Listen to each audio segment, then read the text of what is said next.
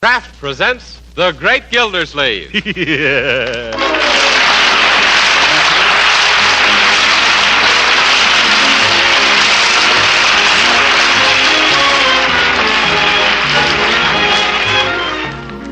Each week at this time, Kraft presents from Hollywood, California, Harold Peary as The Great Gildersleeve, written by Leonard L. Levinson.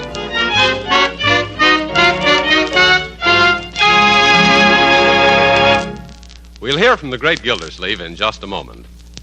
But first, we might say that one good thing at least has come out of the world crisis, and that is that we Americans have learned that the right kind of food, and plenty of it, is vitally essential to national health and morale. And realizing this, we Americans can become the strongest nation on earth.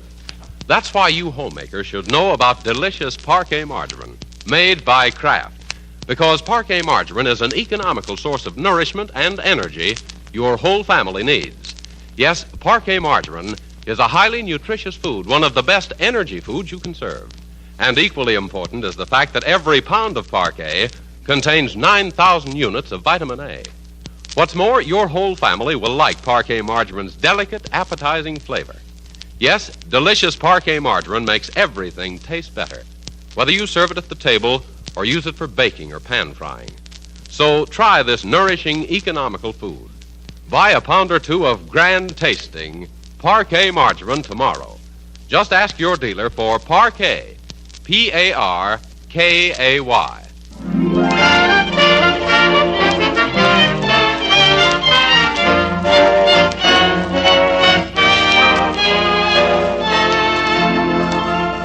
And now let's visit our friend, the Great Gildersleeve.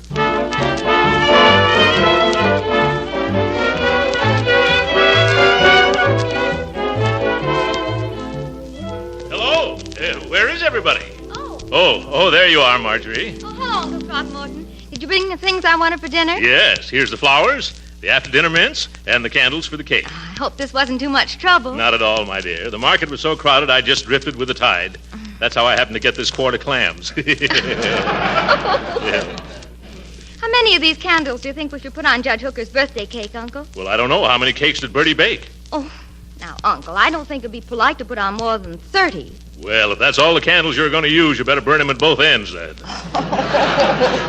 I don't think he's that old. No? Say he's got a Lincoln penny that he got from Lincoln. Uncle Morton, I do wish you'd make an effort to get along better with the judge, especially tonight at dinner. Well, seeing that it's his birthday, I'll give him a break. You will? Yes. I won't insult him until he insults me first. Say, do you think he's going to be surprised when he finds out we know it's his birthday? Oh, he'll be dumbfounded.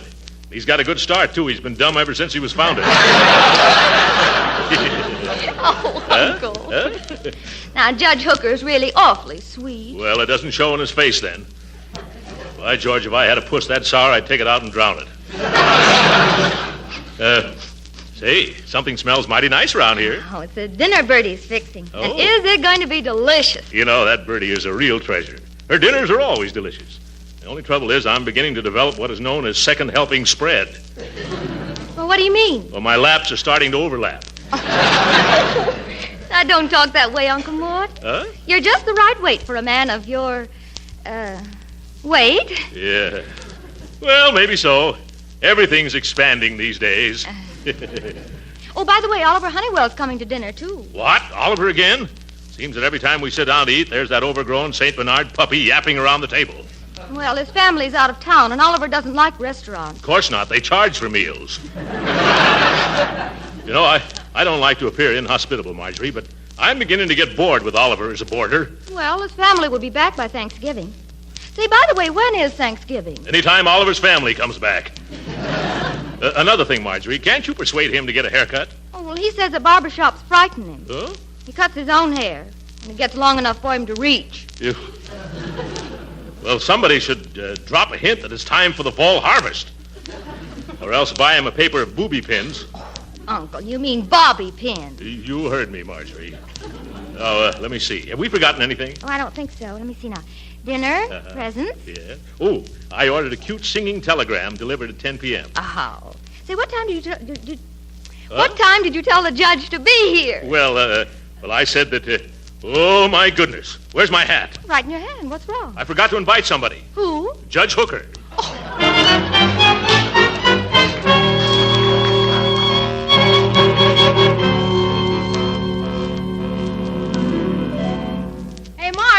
some sea biscuit. Why, Leroy, what do you mean? Oh, hello, Oliver. Hello, Midgie Widgie. Gee, you look lovely this evening. How do I look? Gee, you look lovely too, Oliver. Hello, Meatball. Hi, Oliver. How's all your allergics tonight? Leroy, now be more polite. You mustn't make fun of me. Here's Judge Hooker, Marjorie. Oh, hello. Everybody. Hi. Dinner will be ready very soon now, Judge. Really, Marjorie, you folks shouldn't have gone to all this trouble. No trouble at all, Judge Hooker. We had to eat anyway. By the way, Judge, do you know Oliver Honeywell? You mean that anemic young calf that hangs around, Marjorie? I've heard about him, but I've never seen him. Well, take a good look. This is him right here. Hello? What? Oh, say, don't mind me. I'm always kidding, Oliver. That's the trouble. Everybody's always kidding Oliver. No. My boy, you mustn't get bitter. Say, why is your ear all bandaged up? Huh? Oh, I did this afternoon when I was giving myself a haircut. You mean to say you cut your own hair? Yeah, I do it with mirrors. But what happened this afternoon? Did the bowl slip? No, I was using manicure scissors. I guess I didn't allow for the curve. Well, your hair looks very pretty with the scalloped edges. Oh, excuse me. Sure. Come in. I'm from the telegraph company. Oh, for goodness sakes, you're too early, boy. Later. Yeah, but I got a message. Come back at 10 o'clock now. Beat it before you spoil everything. Yeah, but... Wrong address, folks. Say, Unc, can I give it to him now? What? Oh, the present for the judge? Why, sure. Let's all give him his presents now. right. Happy birthday, Judge Judge Hooker. For me? Now I wonder what's inside. Listen to him. You'd think he was a sweet 16 instead of a sour 60. Go on, unwrap him, Judge. All right, I will, thank you. Oh, He's opening yours first, sis. Yeah. I hope you like it, Judge. I'm sure I will. Well, what do you think? A necktie. Well. Just what I need. Thank you, Marjorie. Now let's look at the next one. With all best wishes from Oliver Honeywell. Well, Honeywell. Yeah. You shouldn't have done this. Gee, another necktie. Yeah, isn't it nice? A yellow one with green polka dots. You know, I got one just like that for Christmas last year. And I'll bet that's it. Well, let's see about this one. Although it is not Christmas Eve, here's a present you will receive from your old friend, Throckmorton Gildersleeve. Yeah. Catch on? It's a poem, Judge. Another necktie, purple this time. Yes, just matches your complexion, Judge. Thank you. I wonder what's in this package. It's from Leroy, I see. One guess, Judge Hooker. It's a necktie, all right, but this one's different. It's got a picture of Superman on it. Well, now that the necktie party's over, let's trot into the dining room. Judge, Birdie's fixed a special new dish in your honor. Is that so? I'm flattered. I thought you would be. What do you call it, Gildy? Calves brains a la Judge Hooker.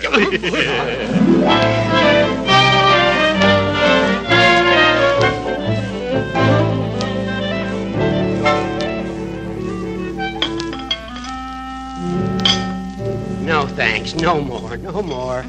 My, that certainly was a delicious cake, and beautiful, too. Yes. With all those candles lit up, we had enough heat to bake another cake. Have your fun, Gildersleeve. I'm so full of wonderful food, I don't mind. Oh, that was a marvelous meal.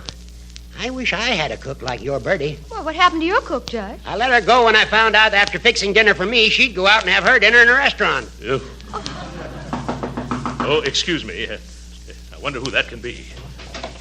Yes? I'm from the telegraph company. Not now, I said. Come back at 10 o'clock. Yeah, but I got a date at 10 o'clock. Break it. What was it, Gildy, old man? Nothing at all, Judgy. Just a boy out looking for the wrong house. Say, if you don't mind, I'm going into the kitchen and thank Birdie for that wonderful dinner. Oh, well, don't overpraise her, Judge. I won't. Remember, too many compliments spoil the cook. Something I can do for you, Your Honor? No, Birdie, I just wanted to tell you that dinner you just served was an Epicurean collation. Is that considered good?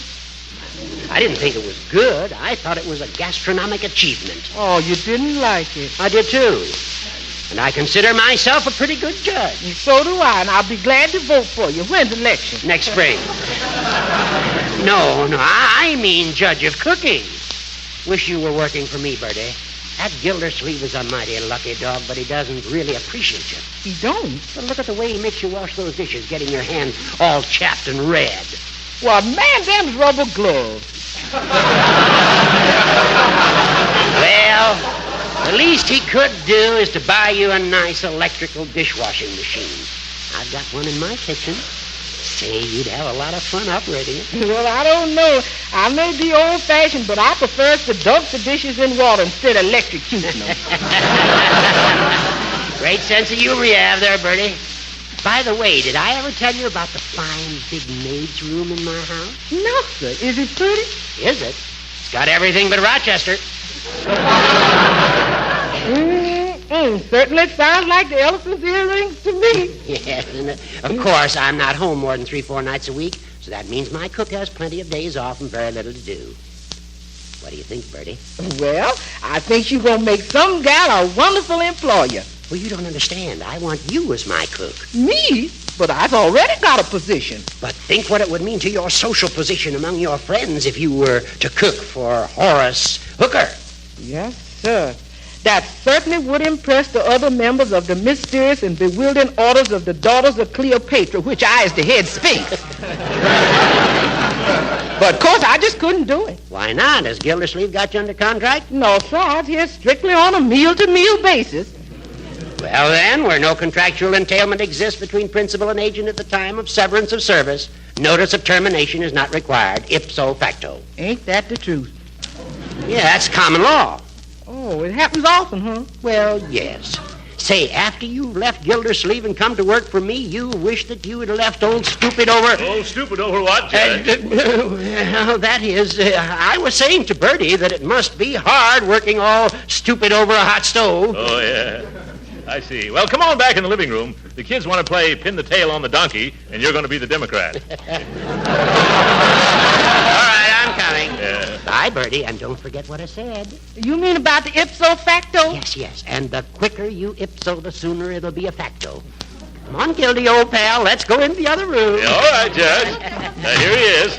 Well, children, what shall we do? Well, I think it'd be just dandy if we played Drop the Kleenex. Huh? Yeah. Oliver, don't you mean drop the handkerchief? Well, I figured that the other would be more sanitary. Yeah. How about musical chairs or something like that? Well, I bet I know who that is. Come in.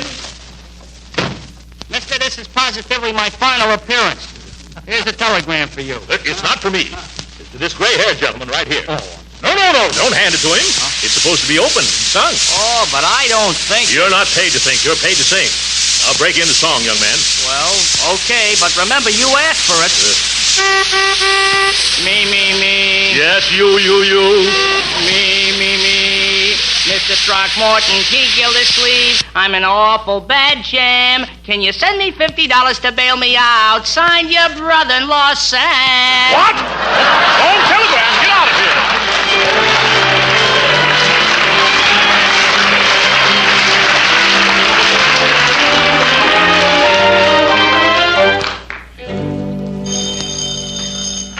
Gildersleeve residence. Good morning, Birdie. This is Judge Hooker. How are you this bright and sunny morning? Dull and cloudy. I was up all night trying to decide between remaining where I is with the status quo or packing up and moving over to the ipso facto. I just telephoned to tell you that whatever your salary is now, I'll better it by $10 a month. $10 a month?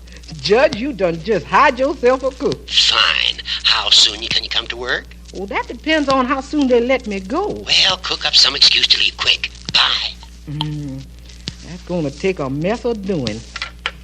Oh, nobody knows the trouble I was getting into. Oh, Birdie, is breakfast ready? Yes, sir. Good morning, Birdie. You better set another place, Birdie.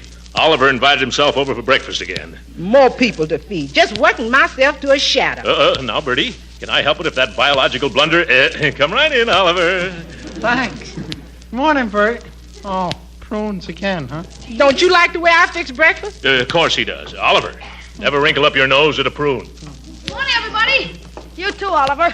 Say, what is this? Prunes again? Now, if you don't like it... Yes. Leroy, sit down and pass the toast. Yes, sir. Thank you. Yeah. Where's Marjorie? Isn't she... Oh, darn this toast. What's wrong with that toast? It just went down the wrong way. Oh, you don't like it? And after I worked my fingers to the bone straightening it off for you. But all I said was wrong way. Oh, now I'm doing things the wrong way. teaching me my business. I'm tired of not being appreciated around here. I was resigning. There's other people who likes my cookery. Well, Birdie seems to be a little twittery this morning. Gee, she never acted this way before. You think she means that about resigning? Say, I better find out what's wrong. And now, Birdie, I don't understand what... Birdie, where are you? Oh, Birdie! Oh, Birdie! Oh, Birdie! Oh, Birdie! Oh, my goodness, Birdie has flown the coop.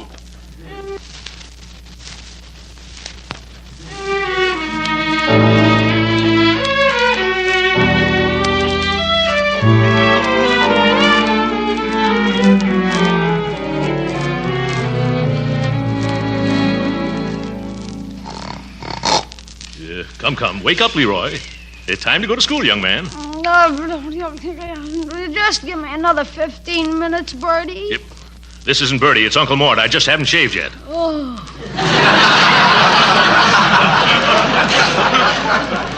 Hi, Unc. Where's Birdie? Oh, well, yeah. Yeah. Wake up, young man. Look at the clock. Do you want to be tardy? It's okay with me. Come on, Leroy. Wake up. Oliver's fixing some nice hot mush for breakfast. Oh, just let me sleep 10 minutes more. I can't, Leroy. By George, I'm going to pull the covers off of you. Oh, no, don't do that. I'll get up. Yeah. Say, where's Marjorie? She's downtown interviewing cooks at employment agencies. Mr. Gildersleeve, help me quick. Oh, Oliver's in trouble in the kitchen. Get up, Leroy. Coming, Oliver. Yes. Now, what's the trouble? Oh, it's the mush I'm fixing for breakfast. It Huh? keeps overflowing. I filled 4 pots already. Now I need another one. Oh. Well, here's a double boiler, Oliver. Now keep stirring or it'll start burning. Gee whiz, I never knew mush multiplied like this. Just seems to go on and on and on. It's a morning cereal, isn't it? Oh, jumping jelly beans. What is it now? Oh, good morning, mailman. Oh, good morning, Mr. Gildersleeve. I've got a postage due letter here. It's 3 cents, please. Surely. 3 cents. Here you are. Oh, thank you. Say, this letter is for Birdie Lee Coggins. She doesn't work here anymore. Oh, yes, that's your cook. Say, I've got a change of address for her. Better give me that letter back. Certainly. Oh, by the way, what is her new address, if it isn't violating any professional secrets? Oh, it's 2100 Burnside. 2100 Burnside. Thank you very much. 21. That address sounds familiar to me. Where have I heard it before? 2100 Burnside. Why, of course. Leroy! Yeah? Oliver! I know who hired Birdie away from us. You do? Yes, I should have guessed it before. It was the judge. No. Yes, that crook of a hooker hooked our cook. Wait till I lay my hands on him. He stole our Birdie, the horse thief.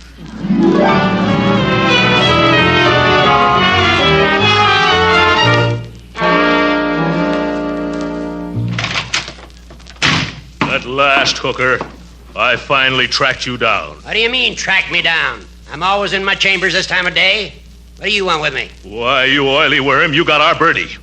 And we want her back. Nothing doing. Now get out. Oh! That does it.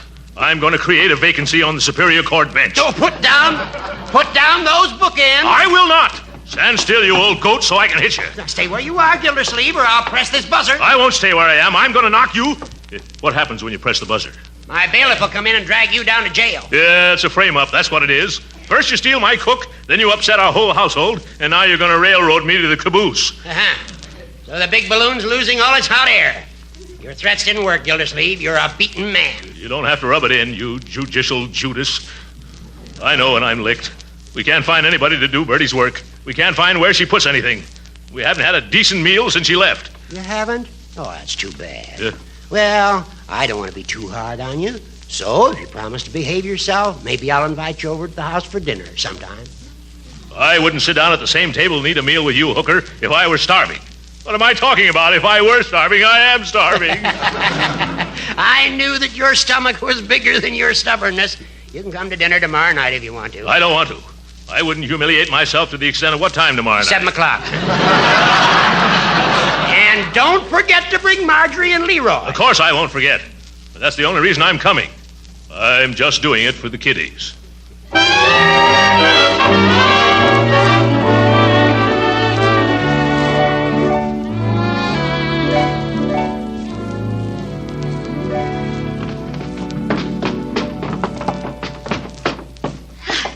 Now remember, Uncle Mort, if this scheme is to work, you've got to keep a tight control over your temper. Who, me? I never lose my temper. And Leroy, now don't overdo the business of being sassy. Oh, don't worry, sis. I'm a born actor. Well, I guess we're all ready. Gee, we surely look like tramps, don't we? Yeah. Well, go ahead and ring the bell, Uncle. Yeah, all right. Now, on your guard, everybody. Here she comes. Yeah. Oh, hello, Miss Marge. Hello. Hello, Leroy. Hello, Birdie. Good evening, Mr. Gildersleeve. Yes, good evening. Won't y'all kindly come in and rest your hats and coats? They look kind of tired. Oh. Yes, of course. Come on in, children. Well, come right in. Oh, hello, Judge Hooker. So sweet of you to invite us.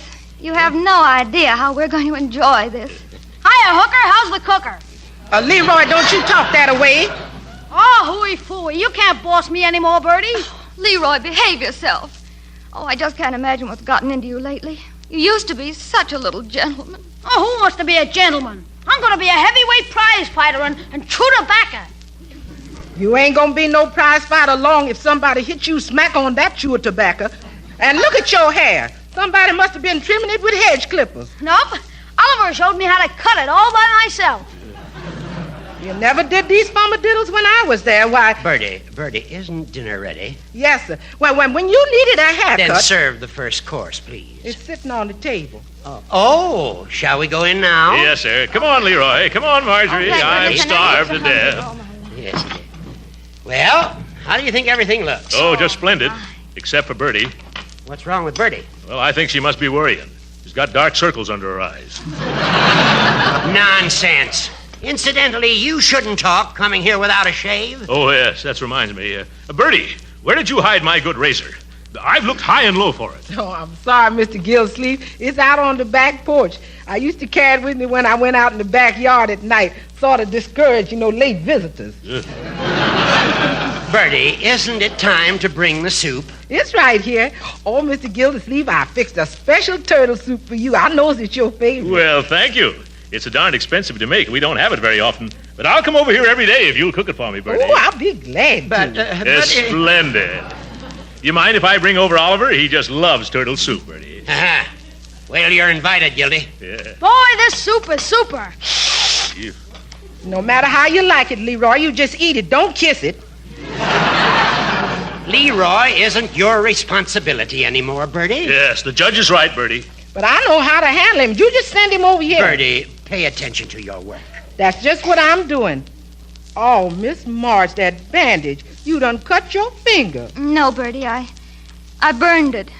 Well, ironing. Oh, honey, how many times have I told you ain't got no knack for ironing? Somebody's got to do it. And we haven't found anyone else yet. Then I'll come over tomorrow afternoon and do it for you. Oh, wait a minute, Birdie. You're working for me. You can't do that. Oh, yes, I can. I got 3 afternoons off every week, and if I wants to spend them ironing for Miss Marge, nothing in the world can stop me. Ipso facto, habeas corpus, or post-mortem. I tell you, I won't stand for it. As long as you're working for me, you can't spend all your time straightening out Gildersleeve's messes. By George, I can straighten out my own messes, you little... Oh, Uncle, remember now, you mustn't. Oh, yes. Excuse me, Judgy. What were you saying? I was just telling Birdie to quit acting like one of your family. Well, I've been a member of that family so long, I just can't up and quit all at once. Don't be foolish. Here you have all the extra time in the world. That's just the trouble. Nobody to cook for, except one dyspeptic that eats itty-bitty dabs. There's no big parties with lots of work like over at Mr. Gildersleeve. Well, I must say that is what... And when I see that Leroy, who I practically raised myself, acting so fresh because he needs a guiding hand to slap him down once in a while, well, I just don't like this job, Judge. And if I thought Miss Marge would have me back again, I'd go right upstairs and pack my bag. What? Why, you ungrateful... Birdie, we'd be very happy to have you come back. Okay, I was resigning, Judge. But you can't do that. You haven't given me any notice. I don't need to. Where there's no contractual entailment exists between the principal and the agent at the time of severance of service, notice of termination is not required. Ipso facto. Oh, what's the use? I'll get my things, and I'll be waiting out in the car when y'all get ready. Goodbye, Judge. Bye. Oh, it's a fine mess. And I have a sneaking suspicion regarding how it all came about, too. Why, Judgy, what are you hinting at? Never mind. Oh, whatever are we going to do about this dinner? Well, if you want to come over to our house, our Birdie will be glad to fix us up some ham and eggs, Judge. No thanks, you sneak in the grass. Look who's calling who a what and a where. Come on, children. I won't let you remain in this atmosphere a moment longer. That suits me fine. Yes, but there's just one thing I've got to do before I go, Hooker. Let go of me! Get off of me! Help! Help! He's choking me to death! What? Uncle, don't choke him. Now, you must. I'm not choking the little pipsqueak. I'm just taking back the necktie I gave him for his birthday. Come on, children. Did I do my part all right, Uncle? Oh, you were perfect, my boy. You were a regular dead-end kid. Oh, this bandage on my finger bothers me. Can I take it off now? No. Keep it on for at least another day or so, Marjorie, or else Birdie might get wise that this was all a put-up. Ah, Birdie, there you are. Yes, sir, Mr. Gildersleeve. Are you all ready to come home with us now, Birdie? Yes, sir. That was mighty cute the way y'all pretended things was wrong at home. Of course, it didn't fool me a bit. What? We didn't? Oh, my goodness.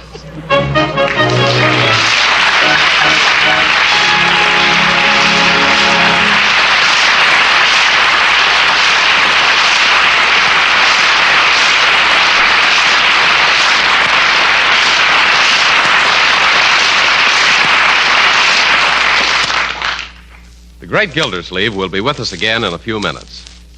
But right now, do you grown-ups listening and remember the good old cookie jar? Yes, and what a treat it was to come home after school and fill up on those wonderful cookies Mother used to make. Well, the cookie jar is an American institution. Every family with youngsters certainly ought to have one. And for making better-tasting cookies to put in the jar, let me tell you about Parquet margarine, made by Kraft.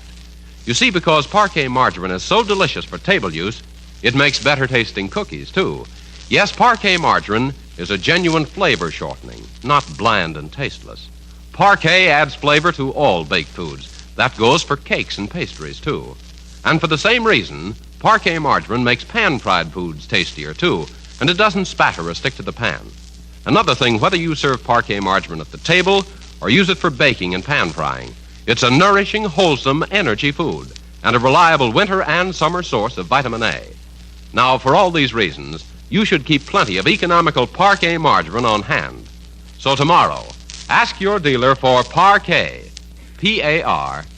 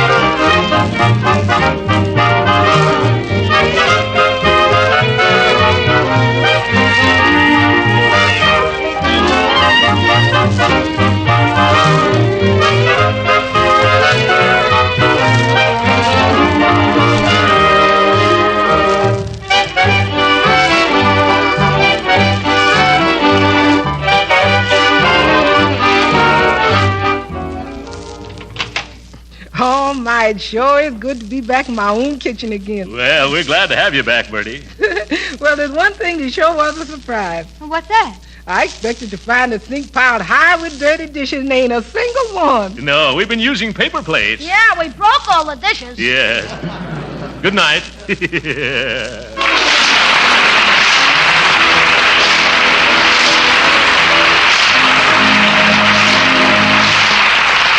Original music heard on this program was composed and conducted by William Randolph. This is Jim Bannon speaking for the Kraft Cheese Company and inviting you to be with us again next week at this same time for the further adventures of the Great Gildersleeve. And reminding you that America's first line of defense is you and your support. So invest to the best of your ability in defense savings bonds. Good night. This is the National Broadcasting Company.